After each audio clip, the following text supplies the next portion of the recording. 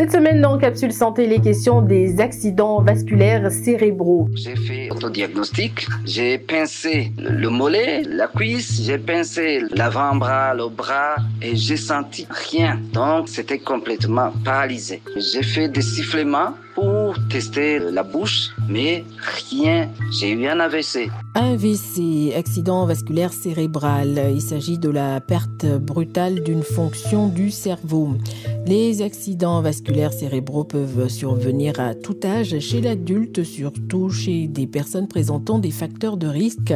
Et il s'agit d'une urgence médicale. Dans ce magazine, nous irons au Burundi où vous l'entendrez, des victimes d'AVC s'organisent pour contribuer à la sensibilisation pour une meilleure prise en charge médicale.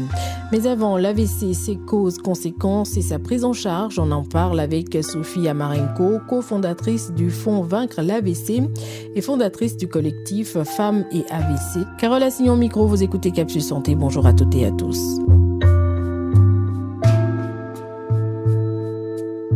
Bonjour Sophie Amarenko. Bonjour madame.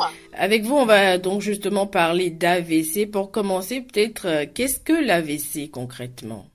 L'AVC, c'est un accident vasculaire cérébral et l'AVC intervient lorsque la circulation sanguine vers ou dans le cerveau est interrompue par un vaisseau sanguin qui va être soit bouché, donc là on parlera d'un AVC ischémique, ou alors c'est un vaisseau sanguin qui va se rompre, et là nous parlerons d'AVC hémorragique.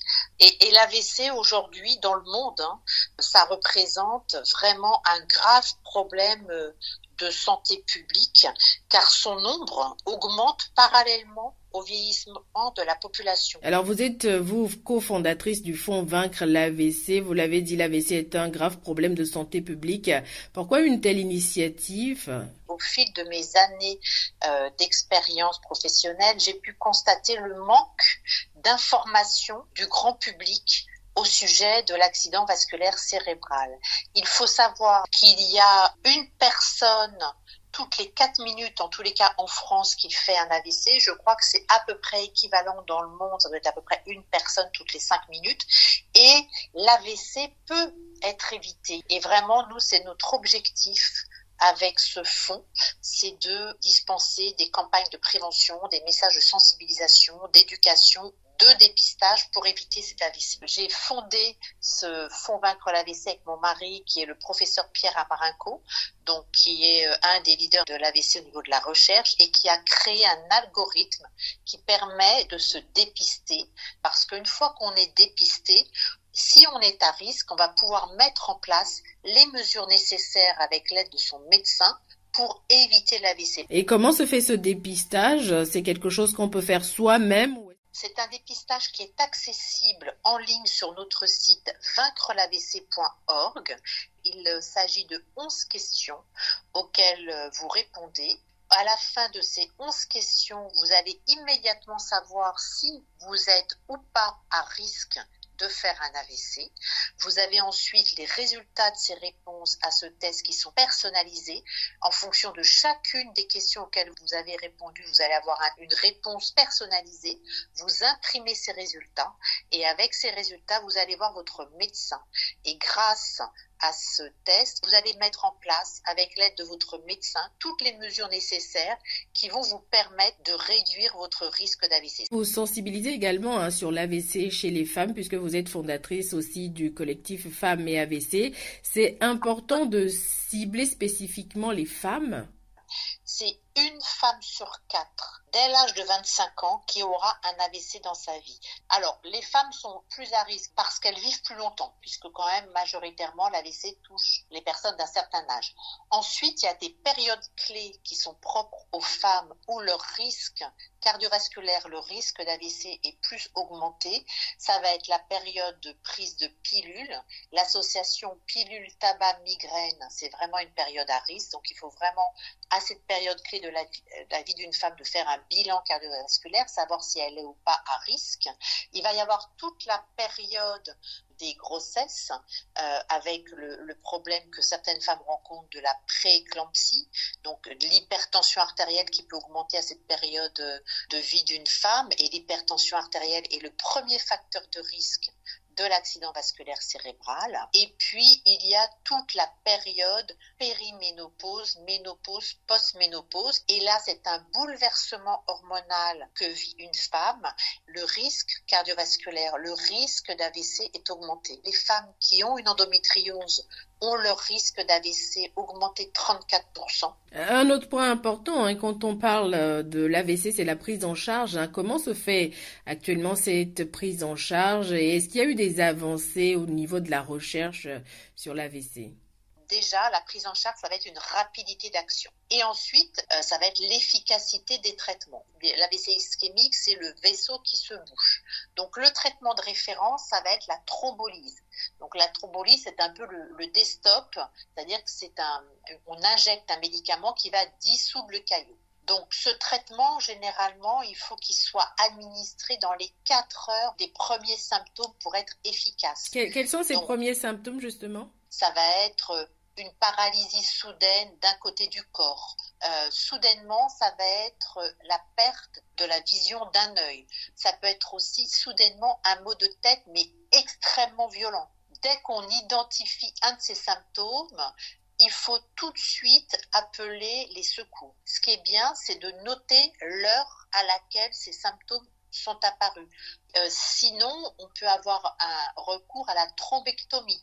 Donc ça, c'est une action plus mécanique. C'est une intervention qui va consister à aller retirer le caillot à l'aide d'un dispositif. On va là retirer le caillot dans l'artère. Ça, c'est pour les AVC ischémiques. Si on a un AVC hémorragique, là, le traitement va être chirurgical.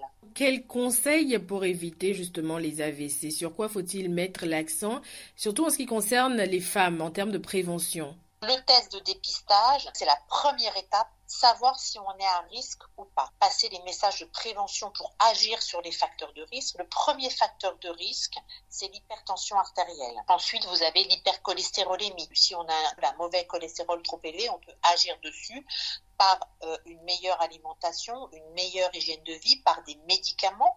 Il faut vraiment avoir une activité physique quotidienne, régulière, diminuer sa consommation de tabac, savoir ces chiffres donc d'hypertension artérielle, de diabète, l'apnée du sommeil, donc savoir s'il y a ce genre de trouble, parce que l'apnée du sommeil a un lien direct sur une augmentation du risque d'AVC. L'AVC peut être évité dans 80% des cas. DW. Vous écoutez Capsule Santé sur la DW. Nous continuons de parler des accidents vasculaires cérébraux. Au Burundi, de plus en plus de personnes en sont victimes et rares sont ceux qui récupèrent complètement après un AVC. En cause, les difficultés d'accès aux soins adéquats, mais aussi la cherté ou l'inefficacité de la prise en charge dans les hôpitaux. Au Burundi, les victimes ont décidé de s'organiser pour sensibiliser sur le sujet. Le reportage d'Anteditest Niragira, notre correspondant à Bujumbura. Nous dormons combien d'heures? Qu'est-ce que nous mangeons? Combien de fois nous faisons l'exercice physique? Ce sont les quelques interrogations de base pour chaque personne. D'après le neurologue Marcin Nahayo, le spécialiste alerte sur la fréquence des cas d'AVC dans les hôpitaux au Burundi, malgré les avancées dans la prise en charge. Si j'ai 20 patients qui sont hospitalisés, 15 sont des victimes d'AVC. Les études montrent qu'une personne sur 4 âgée de 25 ans, quelque part dans sa vie, va développer un AVC. L'AVC est une urgence médicale. Il peut être fatal et, dans la moitié des cas, il entraîne des séquelles d'autant plus importantes que le traitement aura été retardé. Dans le monde, le risque global estimé d'accidents vasculaires cérébraux au cours de la vie à partir de 25 ans est de 24,9%, soit 24,7% chez les hommes et 25,1% chez les femmes, avec des disparités entre régions. L'Afrique subsaharienne ayant le taux le plus bas à 11,8%.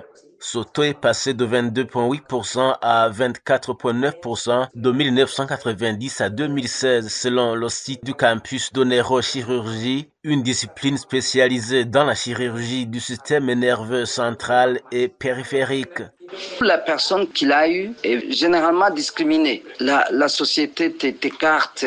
Célestin Chutinamagala lutte contre la discrimination des victimes d'AVC. Il a lui-même fait un AVC il y a près de 3 ans. Son médecin de formation peine dépit à récupérer malgré ses efforts répétés d'exercice de réadaptation motrice. J'ai fait autodiagnostic, j'ai pincé le mollet, la cuisse, j'ai pincé l'avant-bras, le bras et j'ai senti rien. Donc c'était complètement paralysé. J'ai fait des sifflements pour tester la bouche, mais rien. Donc j'ai confirmé que j'ai eu un AVC. La sensibilisation sur les potentiels risques d'AVC, c'est la mission de SOS AVC Burundi, une association que Célestin Chutinamagala a par la suite créée. Elle rassemble les victimes d'AVC, leurs familles et des médecins.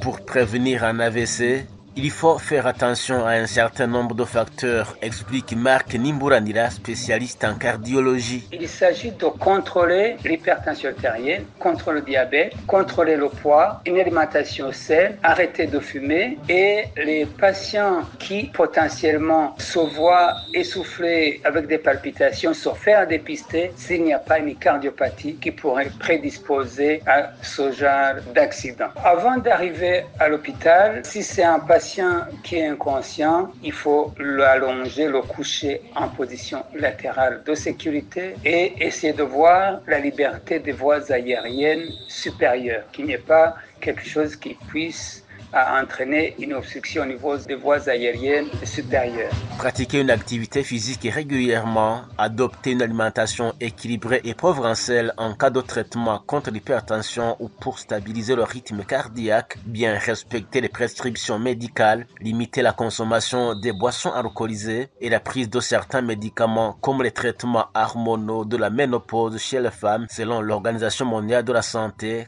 contribuent à la prévention des AVC. On te dit Testene Lagira à Bujumbura pour la Deutsche Welle.